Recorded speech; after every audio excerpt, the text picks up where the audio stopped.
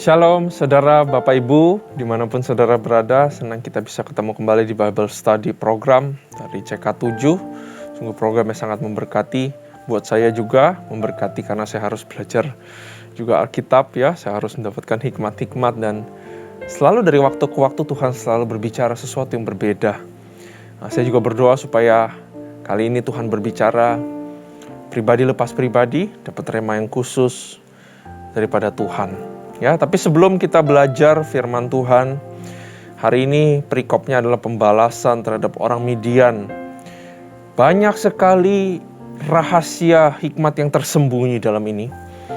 Yang kita akan belajar sama-sama, tapi kita siapkan hati kita. Aku ajak kita semua untuk memuji dan menyembah Tuhan. Mari kita sapa Tuhan kita. Dan Dia Tuhan yang baik. Karena Dia Tuhan yang rindu kepada kita. We worship you, Lord. We need you, Lord.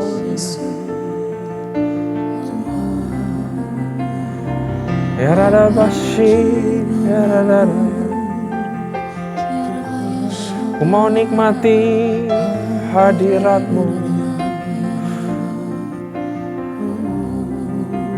Thank you, Jesus. Thank you, Jesus.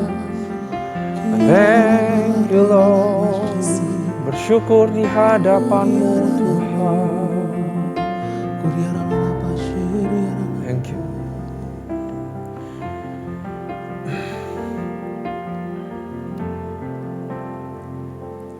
Ku datang Tuhan dalam hadirat-Mu, berhiaskan kekudusan. Seluruh surga sujud menyembah-Mu. Ku tersungkur dan berseru,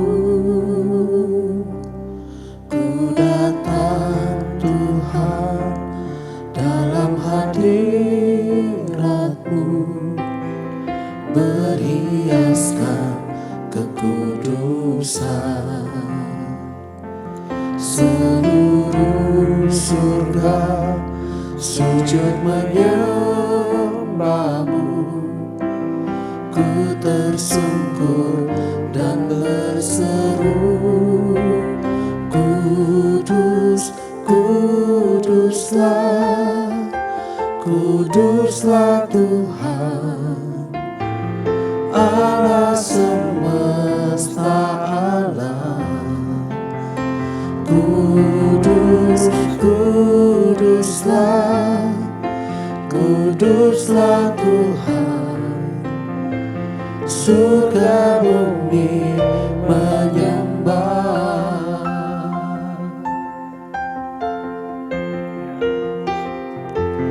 Ku datang Tuhan dalam hadirat-Mu, berhiaskan kekudusan. Seluruh surga sujud menyembah-Mu. Ku tersungkur dan berseru, ku datang Tuhan dalam hadirat-Mu, berhiaskan kekudusan. Seluruh surga sujud menyembah-Mu. Ku tersungkur dan berseru, Kudus, kuduslah, kuduslah Tuhan, Allah semesta alam. Kudus, kuduslah, kuduslah Tuhan, surga bumi menyembah.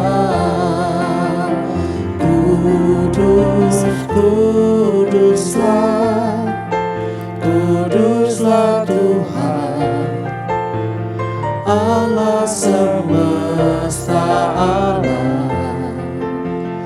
Kudus, kuduslah, kuduslah Tuhan. Surga bumi menyembah. Kudus, kuduslah, kuduslah Tuhan. Allah semesta alam. Kudus, kuduslah, kuduslah Tuhan. Surga bumi menyembah. Surga bumi menyembah. Surga bumi menyembah. Kuduslah Tuhan, kuduslah Tuhan, kudus, kuduslah namamu. We say kadosh, we say kadosh, kuduslah kau Tuhan. I praise, pujian tertinggi hanya untuk kau Tuhan. The highest praise, the highest praise for you. Ya ra da da da da ya ra ra ra da ba ya ra la ya ra la la se. Ya ra ra ra ma ka ra la ya ra ra ba se.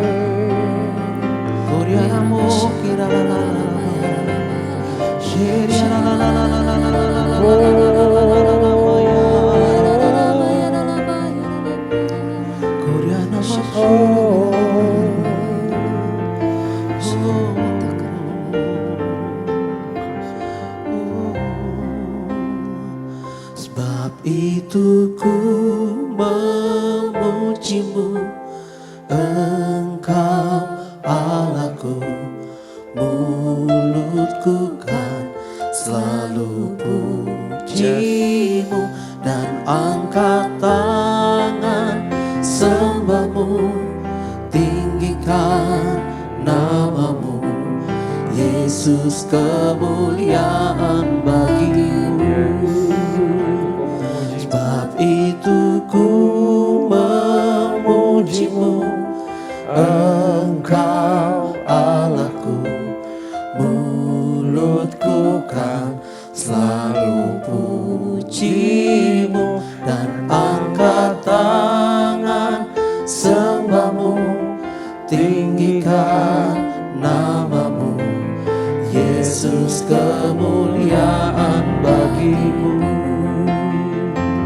Sebab itu ku memujimu, Engkau Allahku. Mulutku kan selalu puji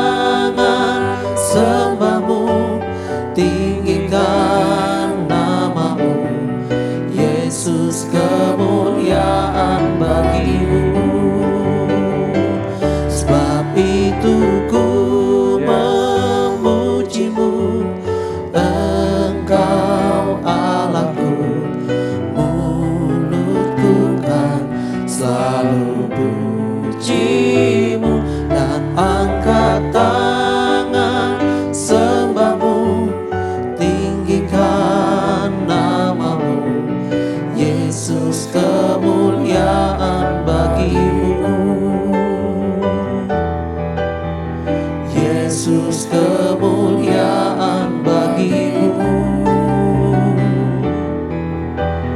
Yesus kemuliaan bagimu.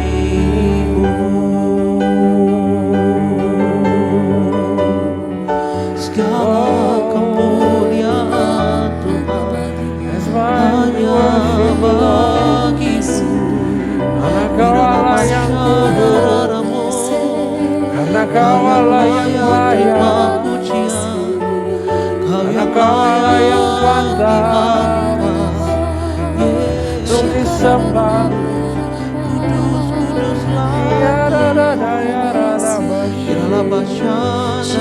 Oh, ya rara basir. Thank you, Lord. Thank you, Lord.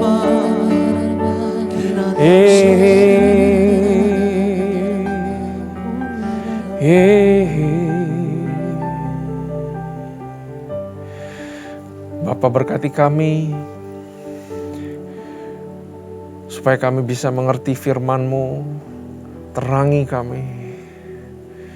Roh Kudus, berikan kami revelation, pencerahan akan firman yang kami akan baca bersama-sama. Berikan hamba-Mu hikmat,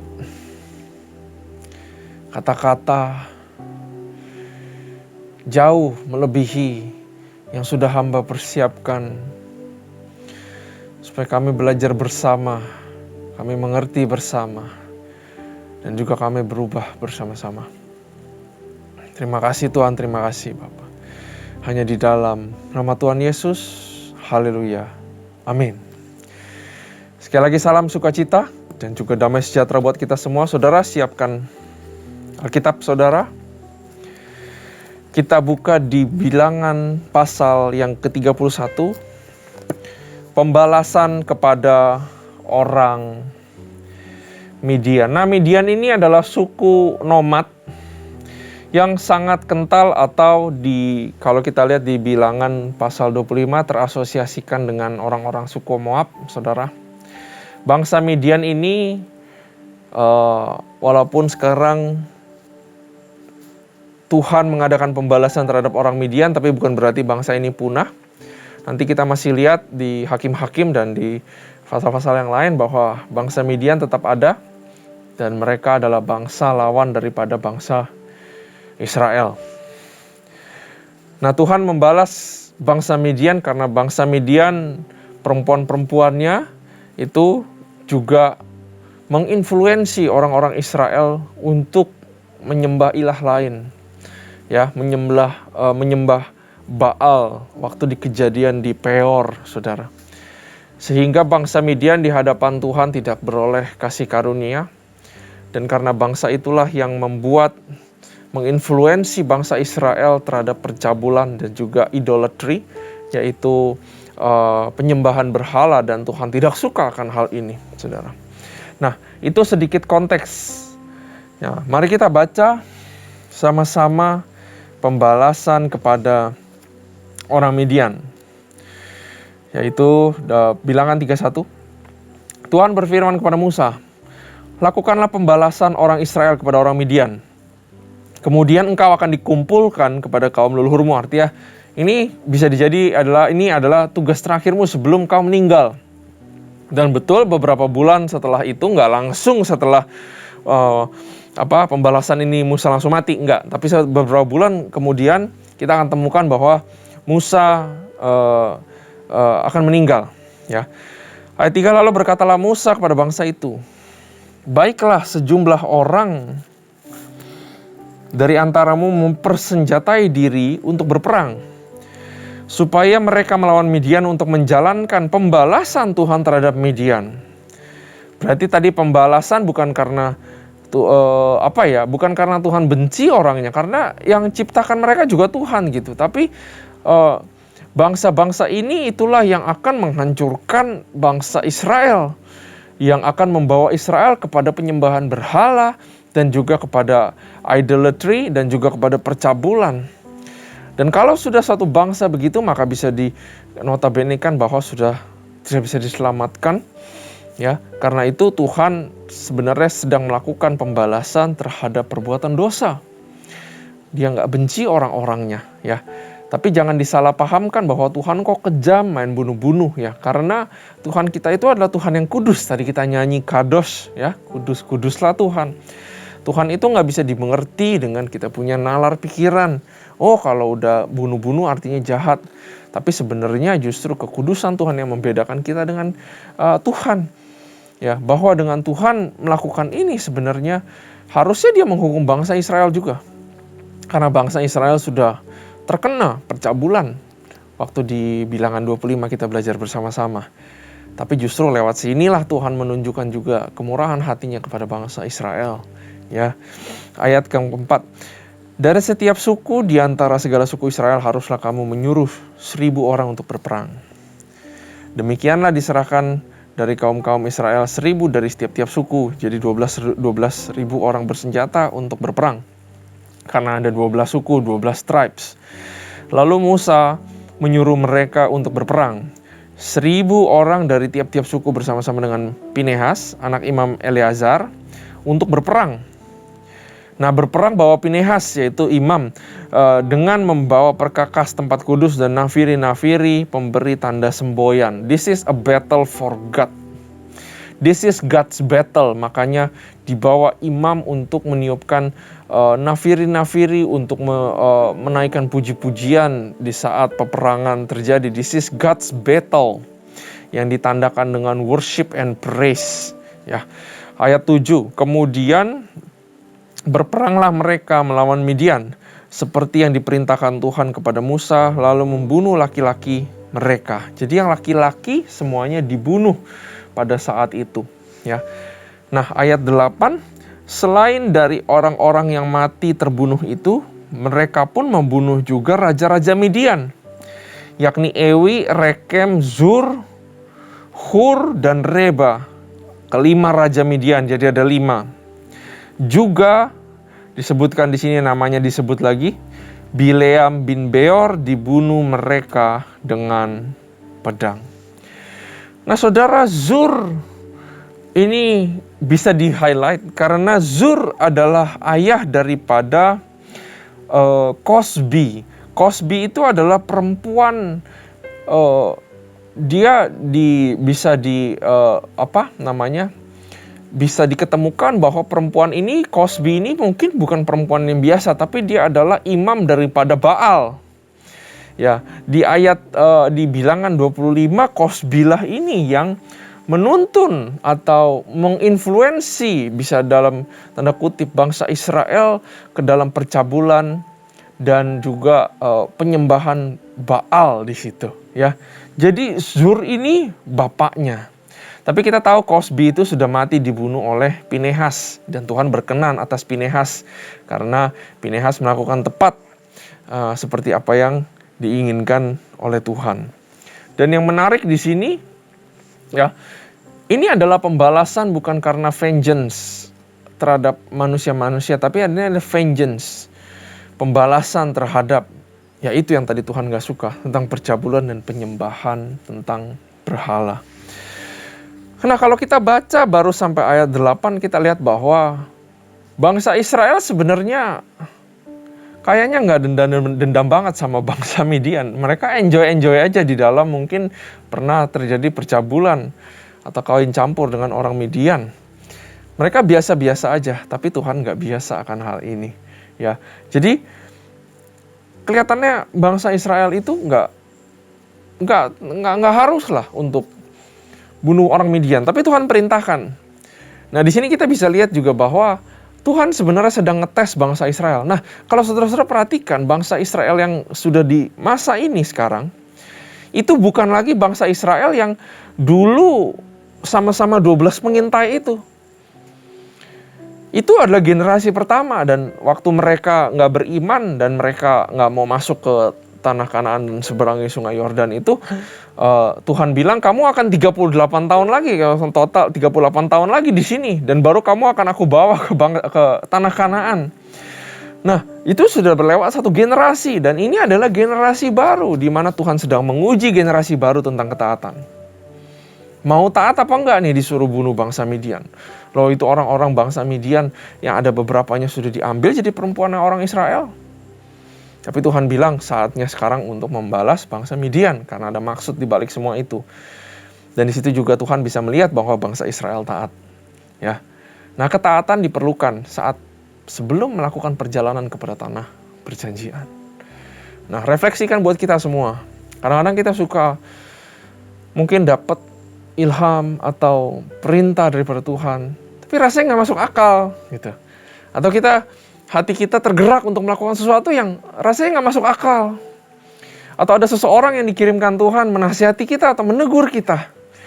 Nah, pertanyaannya, maukah kita taat atau tidak, saudara? Ya, hari ini belajar untuk taat. Sebagai permulaan kita baca Bilangan pasal yang ke-32.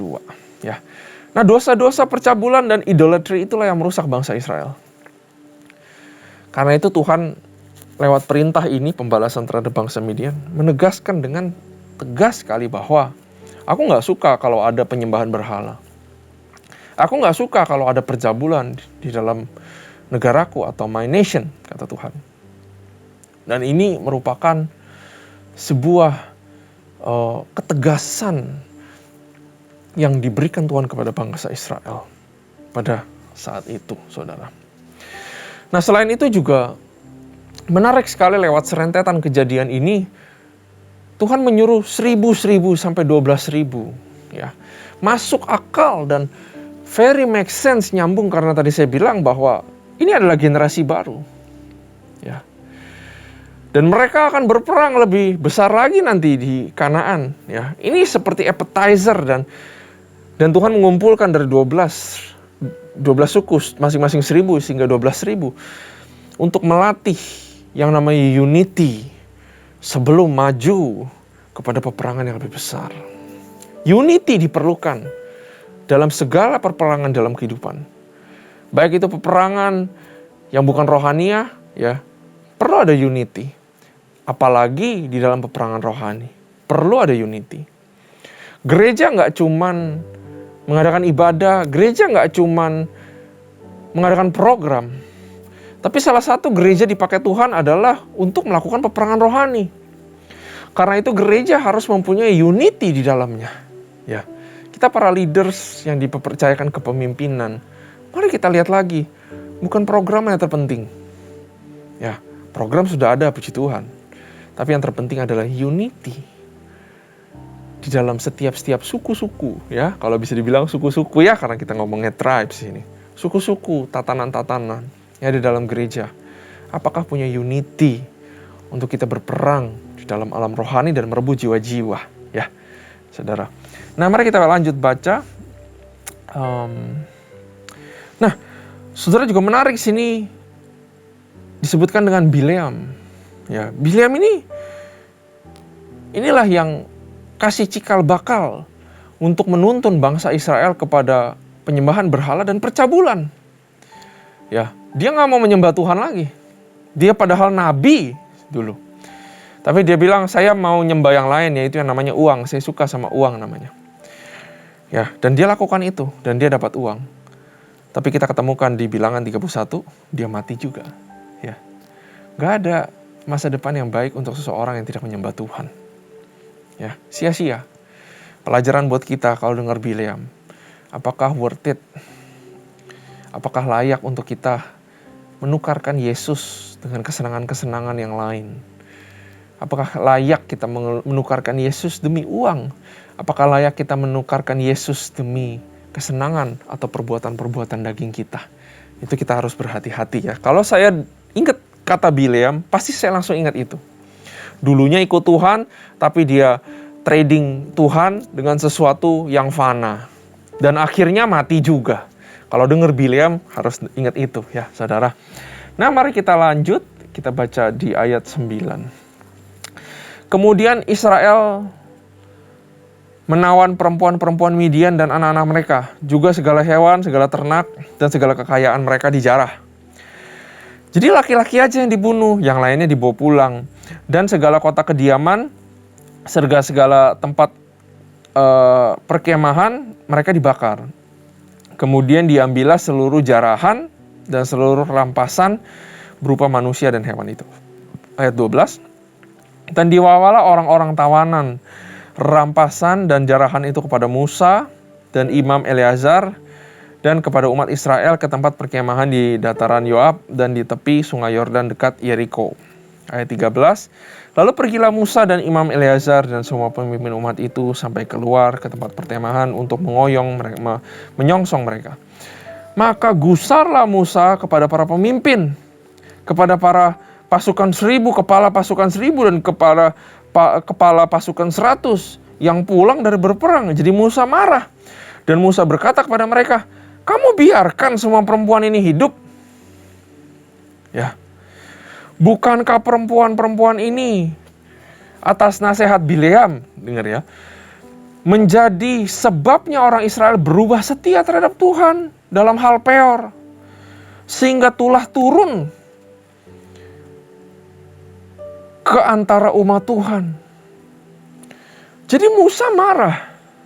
Kenapa kamu biarin perempuan-perempuan ini? Ini perempuan-perempuan yang bikin kamu keluar dari jalannya Tuhan. Ini adalah orang-orang itu, kamu gak sadar ya bahwa lebih rugi keluar daripada jalan Tuhan daripada meninggalkan perempuan-perempuan ini. Karena manusia kita gak sadar. Ya, karena ada yang kita suka pegang erat dan itu bukan Tuhan. Ya, dan kita lepasin Tuhan dengan gampang begitu aja. Kalau ingat cerita ini, barusan ini, saya tanya kepada kita semua, saudara, terhadap saya sendiri. Gak rugi. Ya. Kita pegang erat-erat sesuatu yang bikin kita jauh sama Tuhan. Bukankah segala sesuatunya yang nanti akan kita dapatkan hadiah mahkota itu adalah Tuhan itu sendiri? Gak ada sesuatu yang kita bawa ke surga. Tapi Tuhan itulah sendirilah hadiah daripada kita. Ya Musa marah. Saudara, dan umat Israel gak sadar bahwa perempuan-perempuan ini yang bikin saya itu gak berkenan di hadapan Tuhan. Mereka itu gak sadar seperti itu. Ya. Itu adalah bahayanya yang Tuhan tahu dan Musa juga mengerti hal ini. Kenapa Tuhan perintahkan melakukan pembalasan terhadap orang Midian? Karena itu. Karena ada bibit dosa, percabulan dan penyembahan berhala yang sudah terjadi di Peor dan sekarang harus dimusnahkan, harus dihabiskan. Secara tidak langsung Tuhan bilang kalau ada dosa, kalau ada perbuatan dosa, jangan dibiarkan, saudara. Karena ini akan menggerogoti sampai keturunan kita. Sesuatu yang saudara nggak kalahkan hari ini, itu akan menyerang keturunan kita. Sesuatu yang kita masih biarkan itu menggerogoti kita, perbuatan dosa itu. Diterusin, mungkin saudara akan tetap mengalami berkat Tuhan. Tapi diterusin ke bawah. Satu hari, itu tetap harus dimusnahkan. Kenapa nggak kita musnahkan waktu kita masih hidup? Supaya keturunan kita ke bawah tidak usah merasakan akibat daripada perbuatan dosa. Akibat daripada kutuk itu. Harus kita selesaikan di sekarang. Karena itu Tuhan mau babat habis ini bangsa. Untuk stop yang namanya perjabulan, idolatry. Supaya nggak lagi jadi virus yang menggerogoti keturunan. Ya. Nah, ayat 17. Maka sekarang bunuhlah semua laki-laki di antara anak-anak mereka. Dan juga semua perempuan yang pernah bersetubuh dengan laki-laki harus kamu bunuh. Ya, kelihatannya harsh, kelihatannya keras, saudara. Tapi laki-laki, anak-anak yang tahu kejadian ini, sudah di ancient times tahu bahwa tujuan hidup mereka pasti hanya akan mau dendam sama umat Israel. Ya, seperti itu selalu. Karena itu Tuhan pengen habisin semuanya, pengen selesaikan semuanya. Dan juga perempuan-perempuan yang pernah bersetubuh karena kemungkinan masih ada yang nggak tahu saat itu mengandung atau enggak. Ya. Nah, ayat 18, tetapi semua orang muda di antara perempuan yang belum pernah bersetubuh dengan laki-laki haruslah kamu biarkan hidup bagimu. Tetapi kamu ini berkemahlah 7 hari lamanya di luar tempat perkemahan. Setiap orang yang telah membunuh orang, dan setiap orang yang kena kepada orang yang mati terbunuh haruslah menghapus dosa dari dirinya pada hari yang ketiga dan pada hari yang ketujuh. Kamu sendiri dan orang tawananmu, juga setiap pakaian dan setiap barang kulit dan setiap barang yang dibuat dari bulu kambing dan setiap barang kayu haruslah disucikan, karena mungkin sudah dipakai di dalam seremonial terhadap ilah lain. 21, lalu berkatalah Imam Eleazar kepada para prajurit yang telah pergi bertempur, inilah ketetapan hukum yang diperintahkan Tuhan kepada Musa. Hanya emas dan perak, tembaga, besi, timah putih dan timah hitam, segala yang tahan api haruslah kamu lakukan dari api supaya menjadi tahir, tetapi semuanya itu haruslah kamu juga sucikan dengan air penyuci. Dan segala yang tidak tahan api haruslah kamu lakukan dari air. Lagi pula kamu harus mencuci pakaianmu pada hari yang ketujuh supaya kamu tahir, dan kemudian bolehlah kamu masuk ke tempat perkemahan. Ya, jadi ada dua cara purification di sini, melalui api, ya, dan juga melalui air. Fire and water selalu adalah lambang daripada purification, yaitu yang membersihkan dan mempersiapkan. This is a pattern that God used. Fire and water. Ya, fire bisa dibilang adalah saat kita mengalami pencobaan, tapi kita keluar menjadi emas atau substance yang lebih murni daripada sebelumnya. Dan air ini menggambarkan juga seperti firman Tuhan yang membasuh kita. Jadi kita fire and water itu artinya mentahirkan, mempurify dan mempersiapkan, ya. Kalau konteksnya kepada kita adalah pencobaan, diizinkan Tuhan untuk membuat kita lebih murni, dan firman Tuhan membasuh kita juga untuk kita keluar menjadi pribadi yang lebih baik. Ya. Nah, mengenai jarahan, ini sangat menarik sekali saudara tentang mengenai jarahan. Mari kita baca sama-sama. Ayat 25, Tuhan berfirman kepada Musa, hitunglah jumlah rampasan yang telah diangkut, yang berupa manusia dan hewan engkau ini, dan Imam Eleazar serta kepala puak umat itu.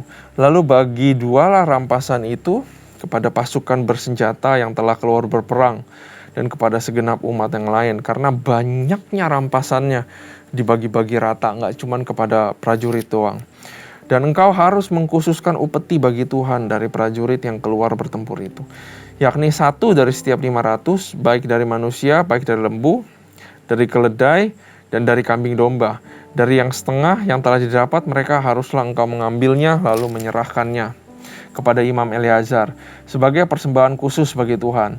Tetapi dari yang setengah lagi yang untuk orang Israel lain harus engkau mengambil satu ambilan dari setiap 50, baik dari manusia, baik dari lembu, dari keledai, dan dari kambing domba, dari segala hewan, lalu menyerahkan semuanya kepada orang Lewi yang memelihara kemah suci Tuhan.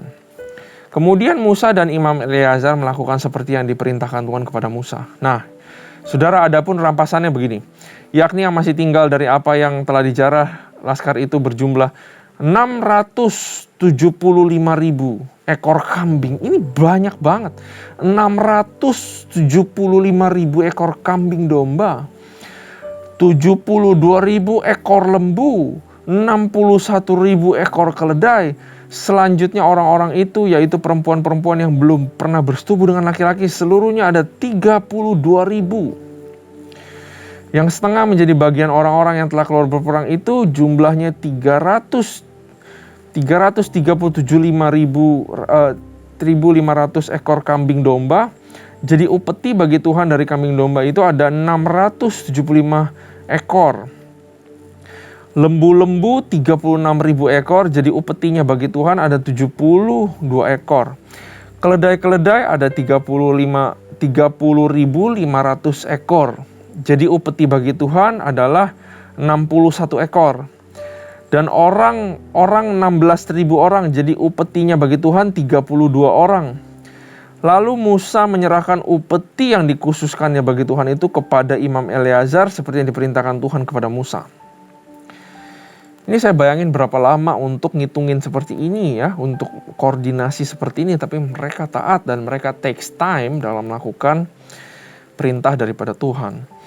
Yang setengah lagi yang menjadi bagian dari orang Israel yang dipisahkan Musa bagi orang-orang yang telah berperang itu, yaitu setengah yang menjadi bagian umat lain itu, yaitu yang setengahnya berarti ada domba-domba 337.500 ekor, lembu-lembu 36.000 ekor, keledai-keledai itu 35.500 ekor, dan orang-orang 16.000 orang. Lalu Musa mengambil dari yang setengah yang menjadi bagian orang Israel itu satu ambilan dari setiap 50, baik dari manusia, baik hewan, kemudian menyerahkan semuanya kepada orang Lewi yang memelihara kemah suci seperti yang diperintahkan Tuhan kepada Musa. Lalu mendekatlah para pemimpin tentara, yakni kepala-kepala pasukan 1.000. Ini menarik sekali, saudara. Jadi setelah mereka bagi-bagi upeti itu, ada kepala-kepala pasukan 1.000 yang tadi diomel-omelin itu. Kenapa kamu nggak bunuh semuanya? Ya, mereka datang kepada Musa serta berkata kepadanya, hamba-hambamu ini telah menghitung jumlah prajurit yang ada di bawah kuasa kami. Dari mereka tidak ada seorang pun yang hilang. Di dalam peperangan ini nggak ada satupun yang mati, saudara. Begitu besarnya kuasa Tuhan, dia tunjukkan ini luar biasa sekali. Suatu peperangan perdana di mana untuk meningkatkan moral bangsa Israel sebelum mereka menuju peperangan selanjutnya di tanah Kanaan. Sebab itu kami mempersembahkan sebagai persembahan kepada Tuhan apa yang didapat masing-masing, yakni barang-barang emas, gelang kaki, gelang tangan, cincin materai, anting-anting, kerongsang untuk mengadakan perdamaian bagi nyawa kami di hadapan Tuhan. Maka Musa dan Imam Eleazar menerima dari mereka emas itu semuanya barang-barang tempaan dan segala emas persembahan khusus yang dipersembahkan mereka kepada Tuhan, yakni dari pihak kepala pasukan 1.000 dan kepala pasukan 100 ada 16.750 sikal beratnya. Tetapi prajurit-prajurit itu masing-masing telah mengambil jarahan bagi dirinya sendiri. Setelah Musa dan Imam Eleazar menerima emas dari pihak kepala-kepala pasukan 1.000 dan kepala pasukan 100, maka mereka membawanya ke dalam kemah pertemuan sebagai peringatan di hadapan Tuhan untuk mengingat orang Israel. Saudara, lewat cerita ini apa yang kita belajar? Tuhan menyediakan provision. Ya. Dan meningkatkan moral pasukan atau bangsa Israel. Sebelum perjalanan maju kembali, Tuhan sudah pikirkan apa yang dibutuhkan sebuah bangsa. Begitu juga dengan kita, saudara. Sebelum kita maju, apapun yang ada di depan mata kita sekarang, apapun yang ada di depan mata kita nanti yang kita belum tahu, percayalah Tuhan sudah mempersiapkan semuanya. Sebelum memasuki tanah Kanaan, sebuah journey lagi, sebuah bangsa sudah di-provision sama Tuhan, diberikan ransom sama Tuhan sebegitu ratusan ribu ternak dan segala macam. Sebuah bangsa yang diperlengkapi dengan resource daripada Tuhan dan juga dibangkitkan moralnya daripada Tuhan. Dan di sini juga menunjukkan bahwa perlindungan Tuhan terhadap bangsa Israel itu sungguh nyata. Generasi yang dulu dipimpin, generasi yang sekarang juga dipimpin, diberikan perlindungan. Balik lagi saya ke yang tadi. Apa jangan-jangan kita mau kayak Bileam yang meninggalkan Tuhan karena sesuatu? Tuhan itu Tuhan yang kalau iya dan iya. Kalau sudah memberkati itu sampai keturunan. Generasi 1 diberkati Tuhan. Walaupun tidak diizinkan masuk karena mereka tidak beriman, tapi tetap dipelihara Tuhan. Dan anak cucu generasi kedua dipelihara Tuhan. Dan kita tahu sampai ketiga, keempat, dan seterusnya sampai kita. Ada janji Tuhan tertera buat kita semua. Jadi coba pikirkan lagi, saudara, apakah worth untuk kita tidak mengabdi 100% kehidupan kita kepada Tuhan, ya.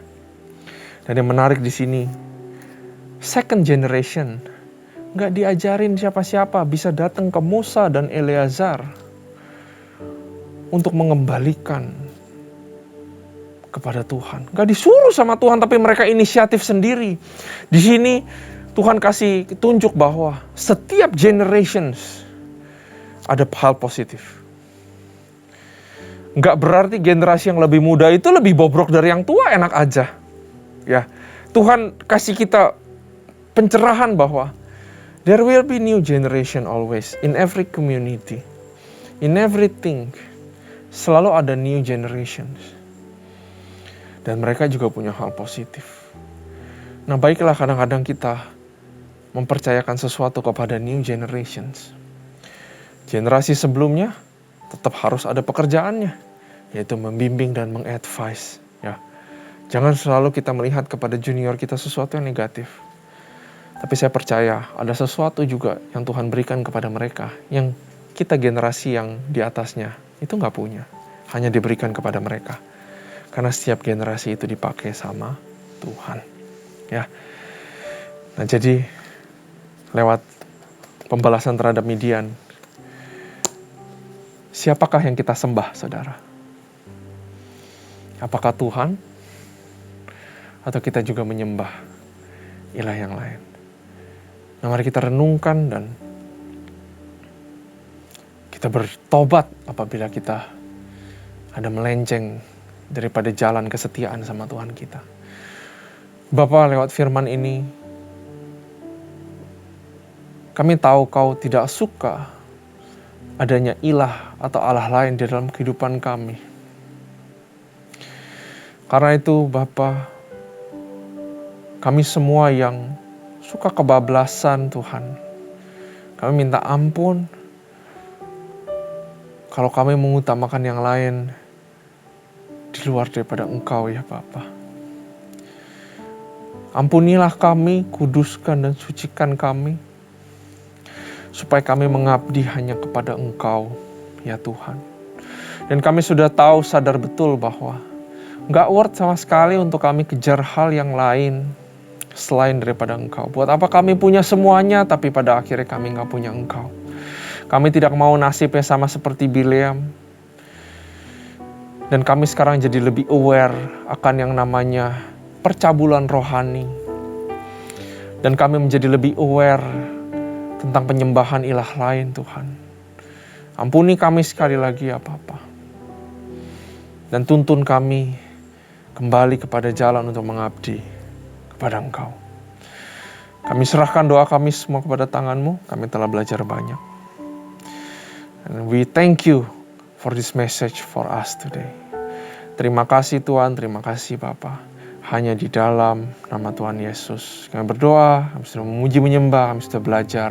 Haleluya. Amin. Tuhan Yesus memberkati.